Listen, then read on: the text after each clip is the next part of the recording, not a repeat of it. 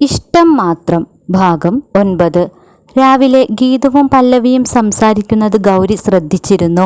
മഹിയുടെ പിറന്നാളാണെന്നും അവർ അമ്പലത്തിലേക്ക് പോവുകയാണെന്നും മറ്റും അവർ പറയുന്നതെല്ലാം കേട്ടപ്പോൾ രണ്ടുപേരും കൂടി അമ്പലത്തിലേക്ക് പോവുകയാണെന്ന് അവൾക്ക് മനസ്സിലായി.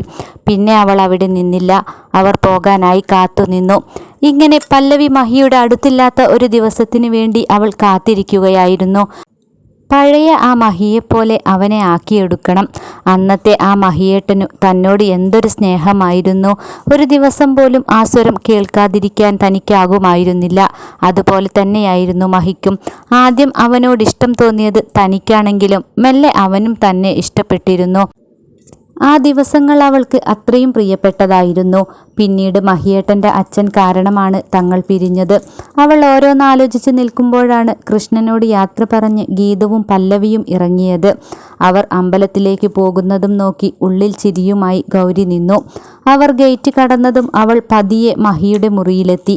ചാരിയിട്ടിരുന്ന കതക് തുറന്ന് പതിയെ അകത്തേക്ക് കയറി. അകത്ത് കയറിയപ്പോൾ ശാന്തനായി ഉറങ്ങിക്കിടക്കുന്ന മഹിയെ കണ്ടു. അവൾ മിണ്ടാതെ അല്പനേരം അവനെ തന്നെ നോക്കി നിന്നു. അവളുടെ ചുണ്ടിലൊരു പുഞ്ചിരി വിടർന്നു. അവൾ പതിയെ നടന്ന് മഹിയുടെ അടുത്തായി ഇരുന്നു. അവൻ്റെ മുഖത്തെ സൗന്ദര്യം അവൾ ആവോളം ആസ്വദിച്ചു. എല്ലാം കൊണ്ടും യോഗ്യനായ ചെറുപ്പക്കാരനാണ് മഹി. അതുപോലെ തന്നെ പല്ലവിയും അവന് യോജിച്ച പെണ്ണ് തന്നെയാണ്.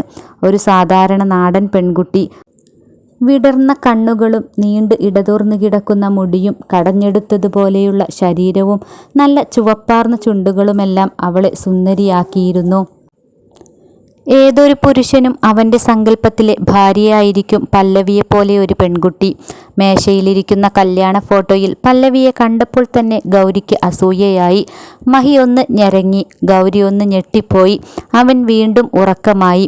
രാവിലെയായിട്ടും നല്ല ഉറക്കമാണല്ലോ, അവൾ മനസ്സിൽ കരുതി. ഗൗരി പതിയെ അവനെ ഒന്ന് തൊട്ടു. അവൾ അവനെ ഒന്ന് തലോടി. പല്ലവി. അപ്പോഴാണ് മഹി ചെറുതായൊന്ന് പിറുപിറുത്തത്. ഗൗരി അത് കേട്ടതും ദേഷ്യം കൊണ്ട് വിറച്ചു. മഹിയേട്ടൻ്റെ മനസ്സിൽ എപ്പോഴും പല്ലവിയാണോ? അത് അവളെ ചൊടിപ്പിച്ചു. പക്ഷേ മഹി മയക്കത്തിൽ തന്നെയായിരുന്നു. ഇങ്ങനെ പാതി മയക്കത്തിൽ പല്ലവിയുടെ പേര് പറഞ്ഞപ്പോൾ ഗൗരിക്ക് പല്ലവിയെ കൊല്ലാനുള്ള ദേഷ്യം തോന്നി. ഗൗരി ദേഷ്യത്തിൽ എഴുന്നേറ്റു പോകാൻ തുടങ്ങിയതും മഹി അവളുടെ കയ്യിൽ കയറി പിടിച്ചു. അത് കണ്ടതും ഗൗരി അനങ്ങാതെ നിന്നു. അവൻ അവളെ വലിച്ച് തൻ്റെ നെഞ്ചിലേക്കിട്ടു. ആദ്യമൊന്ന് ഞെട്ടിയെങ്കിലും ഗൗരി അനങ്ങാതെ ആ നെഞ്ചിൽ കിടന്നു. അവളെ അവൻ മാറിലേക്ക് ചേർത്ത് വലിഞ്ഞു മുറുക്കി. പതിയെ കണ്ണു തുറന്നു നോക്കുമ്പോൾ തൻ്റെ മാറിൽ പടർന്നു കിടക്കുന്ന ഗൗരിയെ കണ്ട് അവൻ ഞെട്ടി എഴുന്നേറ്റു. ഗൗരി, നീ എന്താ ഇവിടെ? അവൻ ചോദിച്ചു. അതെന്താ, എനിക്ക് മഹിയേട്ടൻ്റെ മുറിയിൽ കയറിക്കൂടെ? അടുത്ത് കിടന്നുകൂടെ? ഇത് ആദ്യമായുള്ള സംഭവമൊന്നുമല്ലല്ലോ, ഇതിനു മുൻപും ഉണ്ടായിട്ടുണ്ടല്ലോ, അവൾ കൂസലില്ലാതെ പറഞ്ഞു. ഗൗരി, പല്ലവി എങ്ങാനും കണ്ടുവന്നാൽ ഇപ്പോൾ ആകെ പ്രശ്നമാകും. നീ ഇപ്പോൾ പോ, അവൻ അവളെ തള്ളി മാറ്റിക്കൊണ്ട് പറഞ്ഞു. എന്നിട്ട് വേഗം കട്ടിലിൽ നിന്നും എഴുന്നേറ്റു. അവൾ അവനെ ആകെയൊന്ന് നോക്കി. പിന്നെ പതിയെ എഴുന്നേറ്റ് അവൻ്റെ നഗ്നമായ മാറിലേക്ക് ചാരി നിന്നു. ഇന്നലത്തെ ക്ഷീണം കൊണ്ടാണോ ഭാര്യയുടെ കൂടെ അമ്പലത്തിൽ പോകാതിരുന്നത്? അവൾ ചോദിച്ചതും മഹിയുടെ മുഖത്ത് ആകെ ഒരു ജാള്യതയായി. ഗൗരി, നീ ദയവ് ചെയ്ത് ഇപ്പോൾ പോ, പല്ലവി ഇപ്പോൾ വരും, അവൻ അപേക്ഷാസ്വരത്തിൽ പറഞ്ഞു. അവൾ ഇപ്പോഴൊന്നും വരില്ല. കുറച്ചു മുൻപാ ഗീതവും അവളും കൂടി അമ്പലത്തിലേക്ക് പോയത്. പിന്നെ അമ്മായിയും മാമയുമാണെങ്കിൽ ഉമ്മറത്താണ്, അവൾ വിവരിച്ചു. മഹിക്ക് എന്തോ അവൾ പറയുന്നതൊന്നും അംഗീകരിച്ചു കൊടുക്കാൻ തോന്നിയില്ല.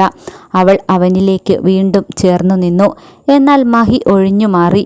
അവൾ അവനിലേക്ക് ചേർന്ന് നിന്ന് കഴുത്തിൽ ചുറ്റിപ്പിടിച്ചു. അവൻ അവളെ തള്ളിമാറ്റാൻ സമയം കിട്ടിയില്ല.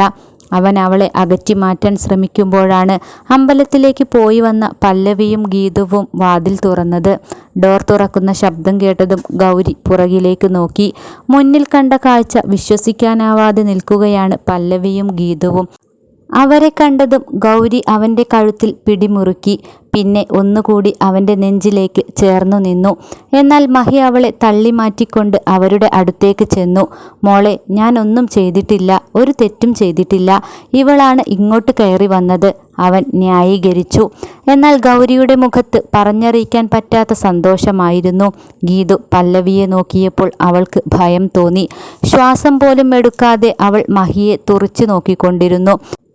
ഏട്ടത്തി! ഗീതു അവളെ വിളിച്ചതും പല്ലവി നിലത്തേക്ക് ഊർന്നു വീണുപോയി. ഗൗരി പെട്ടെന്ന് പല്ലവിയെയും ഗീതുവിനെയും നോക്കി പുറത്തേക്ക് നടക്കാനൊരുങ്ങിയതും മഹിക്ക് ശരിക്കും ദേഷ്യം വന്നു.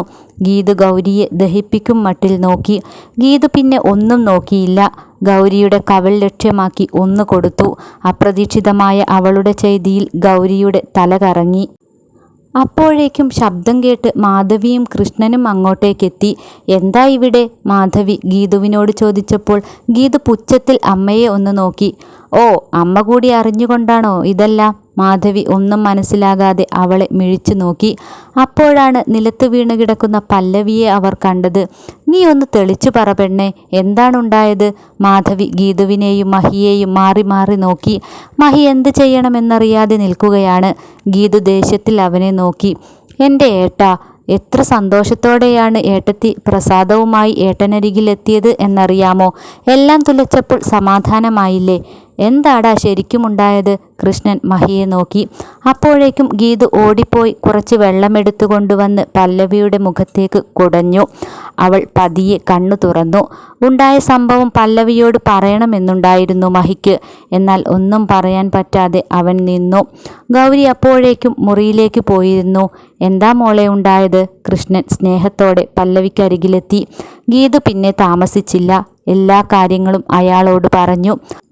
ഗീതു പറഞ്ഞ കാര്യങ്ങൾ കേട്ട് അന്താളിച്ചു നിന്നുപോയ കൃഷ്ണന് സ്ഥലകാലബോധം വീണ്ടെടുക്കാൻ കുറച്ച് സമയം തന്നെ വേണ്ടി വന്നു. അവളെ ഇവിടെ താമസിപ്പിച്ചതാണ് തെറ്റുപറ്റിയത്. ഇന്ന് തന്നെ അവളോട് ഇറങ്ങി പോകാൻ പറയണം.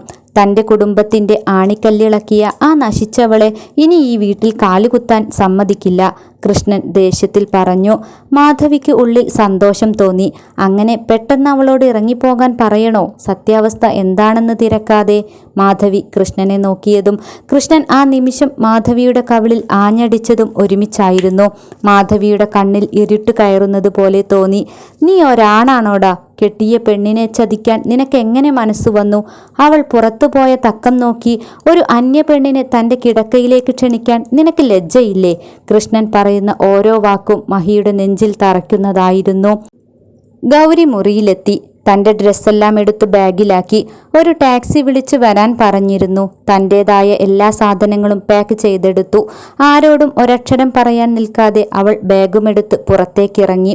പോകാൻ വരട്ടെ മോളെ, ഞാൻ പറയുന്നതൊന്ന് കേൾക്ക്. മാധവി പുറകെ വന്നു.